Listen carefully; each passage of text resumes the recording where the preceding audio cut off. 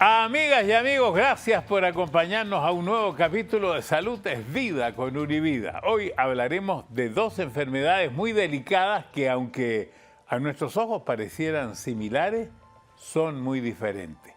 La meningitis y la encefalitis. Y tal vez lo que más se parecen es que ambas atacan al cerebro y nos pueden producir daños devastadores.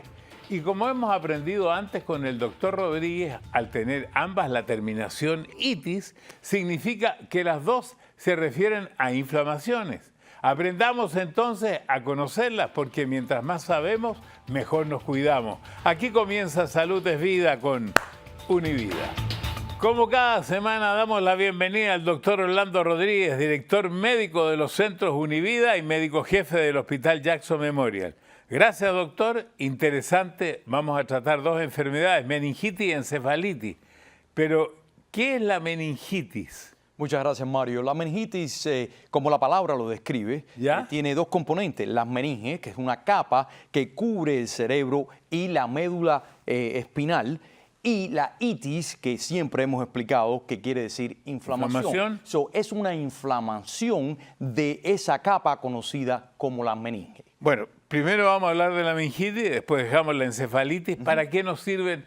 Porque se llaman meninges, ¿no? Claro, la meninge. La meninge es una capa, ¿verdad? Es como un pequeño papel que en sí consiste de tres capas más. Una que se conoce como la dura madre, que es la que va pegadita al hueso, es decir, al cráneo. ¿Ya? Y luego una capa intermedia que nos sirve de soporte al cerebro y también como de colchón para amortiguar cualquier golpe que puede existir en el cerebro y que se conoce como la capa aracnoide. Y luego existe una tercera capa, que es la capa muy finita, por la cual pasan los vasos sanguíneos y también nos sirve de protección para ese líquido cefalorraquídico que se conoce como la pía madre. Las tres capas nos protegen todo este sistema nervioso. Entonces, como esto es complicado para nosotros que no somos médicos ni entendemos de medicina, digamos que las meninges son protectoras del cerebro. Protegen todo el cerebro y protegen toda la espina dorsal. Y cuando se inflaman, ¿qué tan grave puede ser? Porque cuando se inflaman es cuando se llama meningitis. Correcto, esa inflamación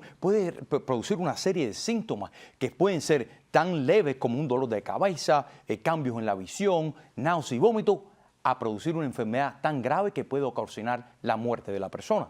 ¿Y hay un solo tipo de meningitis o hay varias? Bueno, existen diferentes causas de meningitis, pero las principales alrededor del mundo son causadas por virus y por bacterias. Ya, ¿y la más común cuál es?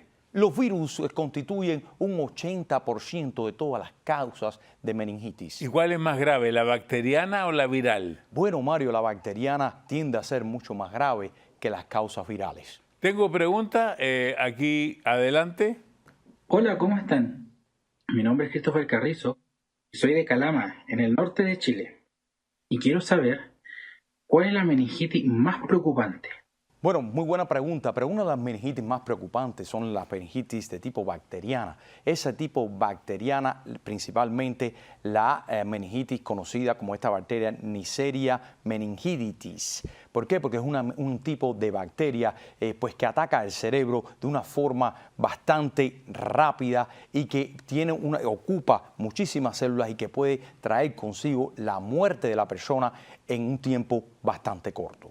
Y según, no sé si es una estadística que dicen que más o menos de 10 personas, una fallece. Eso es correcto, Mario. Ese es un dato más o menos, porque hay algunos datos mundiales como de la Organización Mundial de la Salud que indica que la meningitis causa como 250.000 muertes en el mundo. Claro, lo que pasa, Mario, es que la epidemiología alrededor del mundo es completamente diferente, ¿verdad? Depende en qué zona, en qué país estamos hablando. Es muy diferente a la de los Estados Unidos. ¿Por qué? Porque muchas de las causas de las meningitis, las principales causas, son causas que son infecciosas, como los virus y las bacterias. En los Estados Unidos, por ejemplo, tenemos programas, tenemos una infraestructura donde podemos tener un sistema de salud bastante avanzado para el diagnóstico a tiempo de estas enfermedades y para un tratamiento eficaz, efectivo de estas enfermedades. Ese no es el caso en muchas otras partes del mundo y por lo tanto vemos estas estadísticas que son un poco más infladas alrededor del mundo de en realidad lo que vemos en los Estados Unidos. Y doctor, ¿las personas que sobrellevan la enfermedad, sobreviven, pueden quedar con secuelas? ¿Hay algún tipo de secuelas que puede pasar? Claro, primeramente, Mario, la mayoría de las personas que tienen una meningitis pues sobreviven la enfermedad, ¿verdad? Solo aquellas que mueren es un porcentaje bien pequeño. Claro, de esas sobrevivientes también existe 1% de las personas que quedan con secuelas. ¿Qué tipo de secuelas? Muchas veces son secuelas neurológicas porque el cerebro es el que está siendo afectado. Bueno, el cerebro no, sino las capas que cubren el cerebro como tal. Esto que voy a preguntar tiene que ver con la actualidad. Hace algunas semanas en las noticias escuché que había una alerta de meningitis en Texas. Quiere decir que pese a todas las prevenciones, la enfermedad de pronto puede extenderse.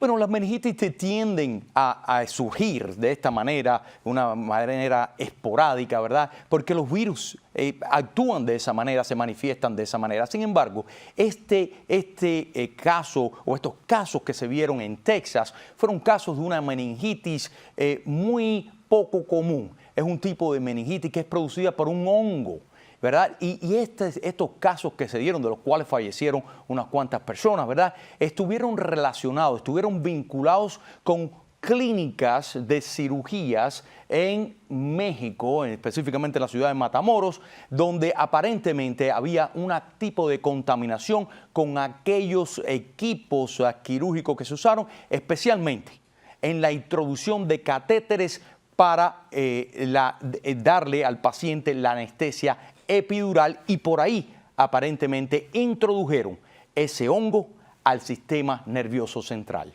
Doctor, tenemos una pregunta del público. Adelante con esa pregunta.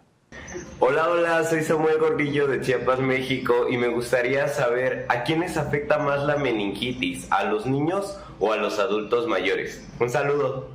Bueno, la meningitis ocurre a cualquier tipo de edad. Vemos los casos de meningitis o bien temprano en los niños, pues obviamente es un problema del sistema inmunológico. Vemos muchos más casos virales a una temprana edad. Luego, pues, se aguanta un poco ya cuando vemos a los muchachos en la juventud y luego de que entran en la etapa de adultos. Luego, en una etapa más tardía, después de los 60, 65 años, vemos nuevamente un surgimiento de estas meningitis. Tenemos una etapa bimodal, ¿verdad?, donde se presentan a estos extremos. Doctor, y sobre los síntomas, eso es importante, quisiera preguntarle también, pero después de estos mensajes. Estamos en Salud es Vida, Univida, y quería preguntarle por los síntomas. Al principio usted dio como 2, 3 síntomas, pero parece que hay mucho más síntomas de esto. Existen muchísimos síntomas, Mario. Síntomas que son bastante leves, como por ejemplo que uno tenga un pequeño dolor de cabeza, malestar en el cuerpo, pero luego empieza con un poco de náusea, empieza con vómitos, empieza con problemas de rigidez en el cuello, en la parte de la nuca. Eso había escuchado. Claro que sí. También pudiese presentarse con problemas neurológicos, ¿verdad? Que usted tenga una sensación de hormigueo, una sensación de agujillas en alguna parte del cuerpo, etcétera. También debilidad en alguna parte del cuerpo. También existen alucinaciones, existen cambios en la parte pues comunicarse entre las personas. Toda esa serie de síntomas depende de cuán severa sea la meningitis. ¿Puede ser contagiosa? La meningitis puede ser contagiosa, extremadamente contagiosa, porque aquellos, en dependencia de cuál es la causa de la meningitis, habíamos mencionado anteriormente que muchas de la principal causa de la meningitis son los virus y la segunda causa son las bacterias, pero también existen otras causas. Ambos virus como bacterias pueden ser muy contagiosos y se transmiten muchas veces por secreciones nasales, secreciones del tracto respiratorio y también de una vía orofecal, especialmente en los niños.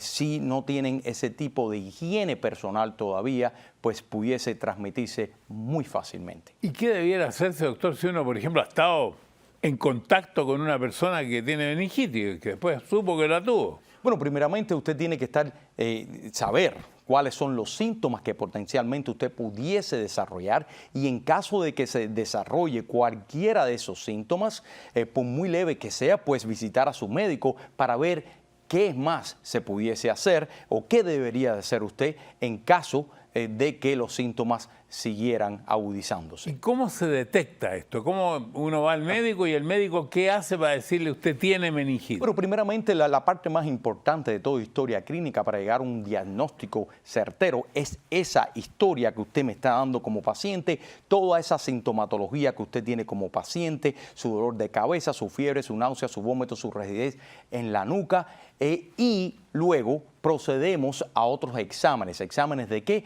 Exámenes de sangre. Podemos hacer exámenes de exudados de la nariz, de la garganta, y últimamente, ese es el diagnóstico específico de una meningitis como tal, es una punción lumbar.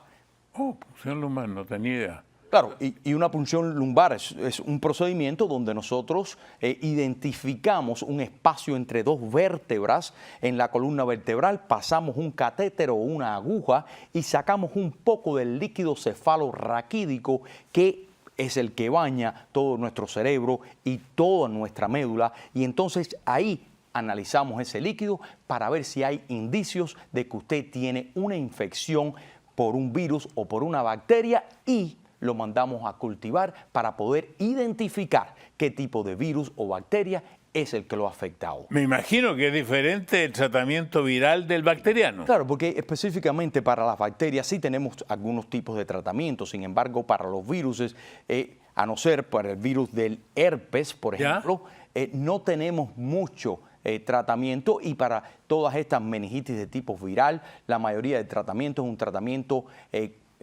sintomático para el dolor de cabeza, hidratación al paciente, medicamentos para la náusea y el vómito, etc. ¿Y hay vacuna para esto o no? Bueno, vacunas para las meningitis sí existen, especialmente porque nosotros tenemos diferentes estadios o estados, ¿verdad?, donde las meningitis son más frecuentes. La meningitis y la encefalitis, en este momento yo sé que solamente estamos hablando de meningitis, pero hay momentos donde es extremadamente difícil separarla la una de la otra, porque la bacteria puede causar, o el virus puede causar, las dos al mismo tiempo.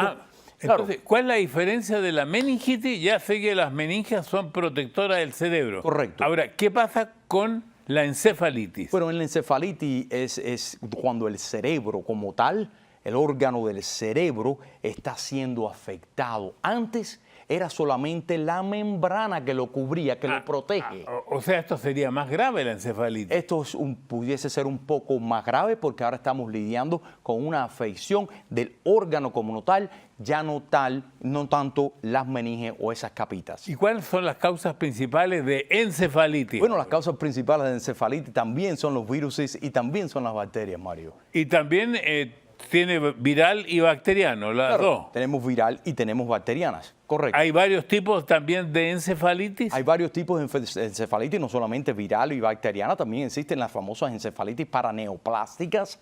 ¿Qué son las encefalitis paraneoplásticas? Es aquellas personas que tienen un tipo de cáncer, y ese cáncer pues desarrolla o crea un sistema de autoinmunidad donde ataca no las células cancerosas como tal, sino la reacción que hace con el sistema inmunológico, ataca al cerebro como tal. También existen las encefalitis o las meningitis que son de tipo autoinmune, ya bien porque usted padezca de una enfermedad autoinmune o porque usted tenga una infección o cualquier otro padecimiento que le haya creado una reacción autoinmune que haya afectado el cerebro.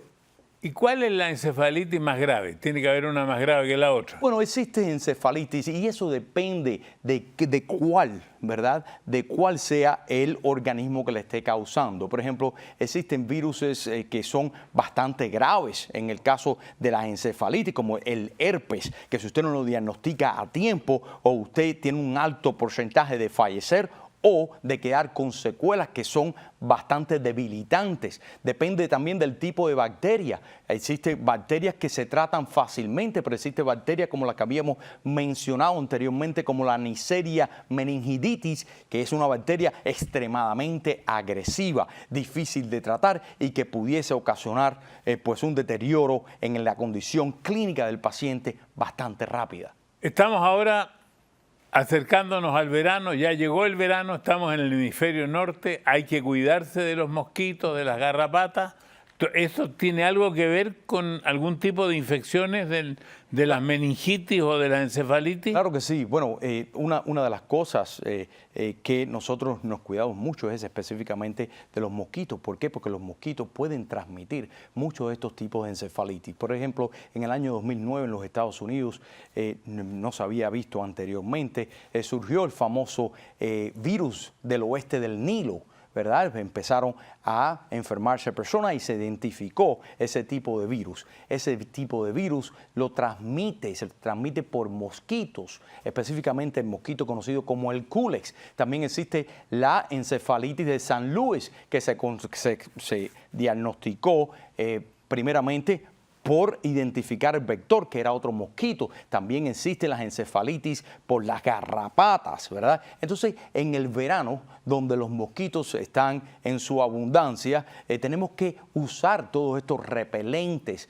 ¿verdad?, en contra de estos insectos para poder evitar una propagación de una enfermedad como esa. Cuando estuve leyendo sobre la encefalitis, vi que la encefalitis tiene mucho más incidencia en el mundo que la meningitis. Sobre eso le quiero preguntar, pero después de estos mensajes. Aquí estamos en Salud es Vida con el doctor Orlando Rodríguez y le preguntaba por qué la encefalitis tiene más casos que la meningitis. Bueno, alrededor del mundo, porque en los Estados Unidos se reportan aproximadamente 20,000 casos de encefalitis anualmente y unos 70,000 de meningitis anualmente. Es un poco diferente alrededor del mundo. ¿Y por qué es diferente alrededor del mundo? Porque tenemos alrededor del mundo muchísimos vectores, especialmente vectores o los transmisores de la enfermedad como los mosquitos y toda esa serie de cosas. Y lo vemos mucho más en países subdesarrollados, donde las medidas de higiene, las medidas de salud, exacto, son completamente diferentes. Entonces, estas encefalitis tienden a ser mucho más frecuentes que la parte de las meningitis. Y doctor, ¿qué porcentaje de las personas con encefalitis, ahora estamos en la encefalitis, pueden tener graves consecuencias a raíz de ella? Bueno, es un porciento bastante pequeño, ¿verdad? Es un porciento bastante pequeño, pero todavía un porciento pequeño es un porciento grande para nosotros en la medicina. El número en específico no se lo pudiese dar, pero eso depende de qué zona en el mundo en la que estemos o en los Estados Unidos. Obviamente en los Estados Unidos podemos diagnosticarla y tratarla más eficazmente, ¿verdad? Y las personas tienen mucho más acceso, un acceso mucho más fácil al sistema médico y de salud, y entonces pues esos números van a ser mucho mejores. Esta enfermedad, si no se trata a tiempo y no se trata adecuadamente, ¿puede dejar secuelas permanentes también? No solamente secuelas neurológicas que puedan ser permanentes, pero también pudiese ocasionar la muerte si no se trata a tiempo. ¿Y la encefalitis es parecido a los síntomas a la enfermedad anterior de la meningitis? Claro, y por eso había mencionado... ¿Se confunde a veces? Claro, se confunde y por eso había mencionado anteriormente que muchas veces es casi imposible en muchos de los casos poder separar una de otra porque el mismo virus está produciendo no solamente una meningitis, pero también una encefalitis, ambas. Y los síntomas sí son similares. Ambas pueden producir la fiebre, ambas pueden producir dolor de cabeza, ambas pueden producir náusea, vómito, ambas pueden producir trastornos neurológicos. Bueno, las personas que están mirando, y yo también digo, ¿en qué momento debemos acudir al médico? ¿Qué síntomas nos indican que ya estamos en algo grave? Sí, bueno, yo creo que desde el principio que uno vea que tiene síntomas de tipo neurológico, ¿verdad?